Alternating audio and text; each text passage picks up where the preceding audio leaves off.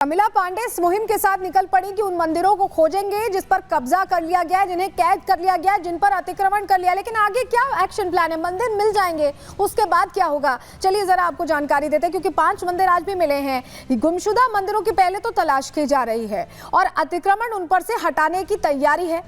मंदिरों को मुक्त कराया जाएगा। अगर कवर कर लिया गया है या आसपास कुछ बनावट कर ली गई तो सारी चीजें हटाई जाएंगी और उसके बाद मंदिरों का जीर्णोद्धार होगा। फिर से पूजा अर्चना शुरू होगी और मंदिर की मूर्तियों की भी तलाश की जाएगी।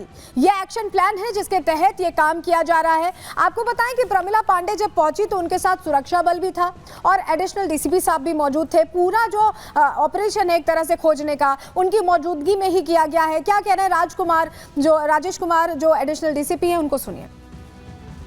इस वक्त हमारे साथ मौजूद है additional DCP Rajesh sir. Sir, जानना चाहेंगे इस पूरे क्रम में जो अभियान चल रहा है इस पर आप लोगों की क्या भूमिका रहेगी, क्योंकि हमने हाल फिलहाल में देखा संभल में इस तरह से हालात खराब हुए थे। नहीं, निश्चित रूप से जो भी ऐसे जगह हैं जहाँ पे अतिक्रमण है और बेवजह कब्जा किए गए हैं, नगर निगम से भी हम लोग को रिपोर्ट प्राप्त हो रही है। मेयर मैडम से हम उसको लीड कर रही हैं। तो जहाँ जहाँ भी ऐसी बात होगी जो आवश्यक विधिक कार्रवाई हम लोग कराएंगे, इसमें कोई दिक्कत नहीं है। और ऐसी घटना हम लोग रिपीट नहीं होने देंगे, चाहे मंदिर कहीं भी हो, चाहे मुस्लिम पॉकेट में हो, हिंदू पॉकेट में हो, मिक्स आबादी में हो। ये किसी भी धार्मिक स्थल का अपमान, ये हमारा संविधान, हमारा कानून नहीं इजाज़त देता है इसका। तो हम लोग उसमें ठोस कार्रवाई करेंगे। आने वाले टाइम में कहीं भी मंदिर हो उसका हम लोग किसी भी तरह से जो शासन प्रशासन का दायित्व है उसको सुरक्षित रखना हम लोग उसको कराएंगे। तो राजेश कुमार साहब को भी आप सुन रहे थे जो कह रहे थे कि वो मुक्त कराएंगे इस तरह के मंदिरों को। लेकिन कानपुर जैसे बड़े शहर में 120 मंदिरों का ऐसे लापता हो जाना, ये ऐसे अतिक्रमण हो जाना, ये बताता है कि यहाँ डेमोग्राफी चेंज नहीं हुई है, बल्कि यहाँ सोची समझी रणनीति के तहत ये किया जा रहा है। रिपोर्ट इसी से जुड़ी आपको दिखा रहे हैं।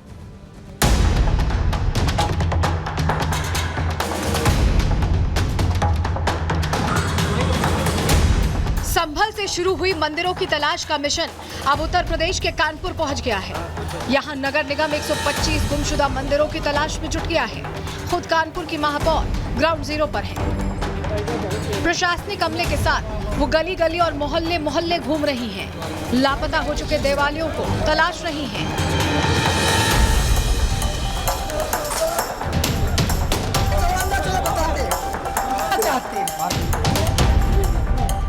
बेकनगंज की सुनार गली में कभी सनातनी मंत्रों की गूंज सुनाई देती थी, लेकिन आज यहाँ के मंदिर खस्ताहाल हो गए हैं। किसी मंदिर में कूड़े का अंबार लगा दिया गया है तो किसी मंदिर पर शटर लगाकर कब्जा कर लिया गया है। ऐसे में मेयर प्रमिला पांडे वार्निंग दे रही हैं कि अतिक्रमण हटा लो वरना एक्शन होगा।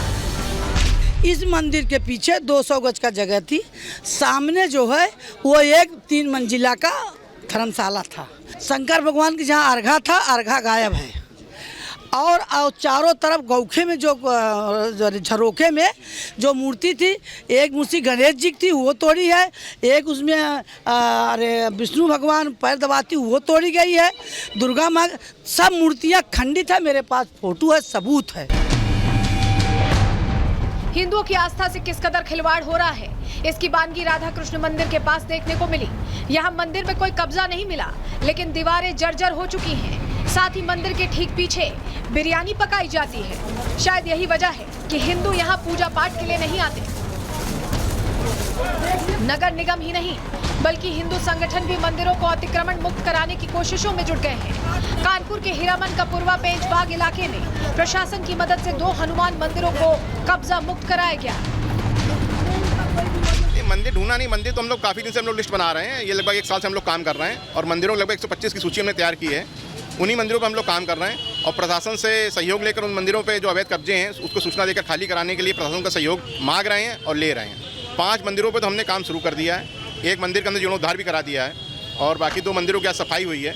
बाकी 2 मंदिर और भी हमने ढूंढ लिए थे, लेकिन उनके टेस्ट के माध्यम से उन मंदिरों पर गेट और अन्य व्यवस्थाएं करा दी हैं। मंदिरों की हालत बहुत ख़राब है, मूर्तियाँ टूटी हुई हैं, कई मूर्तियाँ गायब हैं और वहाँ पर लोगों ने अवैध कब्जे कर लिए हैं। स्थितियाँ तो बहुत दयनीय हैं। मठ मंदिर समिति के लोग कुछ आए थे जिन्होंने क्या कहते हैं पेंचबाग मोहल्ले में 3 मंदिर IGRS एप्लीकेशन में डाली थी। तो उसको लोकल पीपल के सहयोग से और मेरे SHO ने सबने सहयोग करके उसको अतिक्रमण मुक्त कराया है और उसको थोड़ा जो एबेंडेंट स्थिति में था उसे बेहतर स्थिति में आ गया है। और निश्चित रूप से जो पहल एक समिति द्वारा की जा रही है और प्रशासन द्वारा की जा रही है, ये वास्तव में बहुत सराहनीय है। कानपुर जैसे बड़े ही शहर में 125 मंदिरों पर कब्जा हो जाना ये बता रहा है कि शहर की डेमोग्राफी ही नहीं बदली है, बल्कि सोची समझी साजिश के तहत सनातन के निशान को मिटाने की कोशिश की जा रही है। लेकिन अब नगर निगम खुद ऐसे लापता मंदिरों की तलाश में जुट गया है। Bureau report, Republic Bharat. तो देखिए, कानपुर में 120 मंदिर होने की बात कही जा रही है। 5 को लेकर खुलासा हो गया और कानपुर के स्थानीय लोग इसको लेकर क्या सोचते हैं, क्या वो दर्शन के लिए उमड़ रहे हैं, आपको सुनवाते हैं उनका क्या कहना है, सुनिए। मंदिर बहुत सालों से बंद है, उनको खुलवाने की कवायद चल रही है, क्या कहेंगे, कैसे देखती हैं इस पहल को?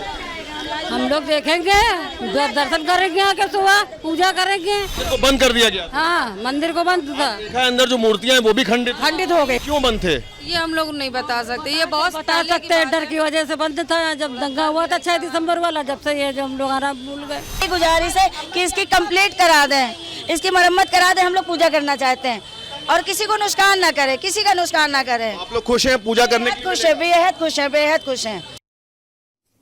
तो कानपुर में तो मंदिर मिल रहे हैं और उसको लेकर अब जानकारियां जुटाई जा रही हैं क्योंकि मेयर एक्शन में आ गई। लेकिन अब चलिए आगे बढ़ते हैं, बात संभल की करने वाले हैं, जहां संभल में सत्य की खोज में लगातार यहां पर सनातनी सबूत नजर आ रहे हैं। बात अब इसकी।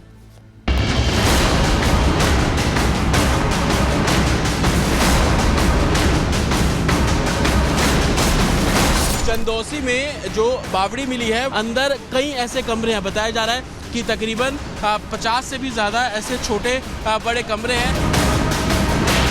जितनी भी प्राचीन धरोहर हैं वो हम सब की साझी विरासत है, लेकिन धीरे धीरे अतिक्रमित हुई। जो 400 वर्ग मीटर क्षेत्रफल था वो 210 वर्ग मीटर रह गया, तो इसको अतिक्रमण मुक्त भी कराएंगे।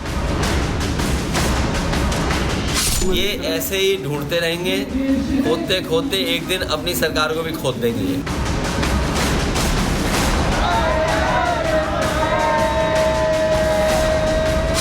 अगर कुछ छुपाने लायक नहीं है तो आपको क्या तकलीफ है? 1000 बार सर्वे होने चाहिए।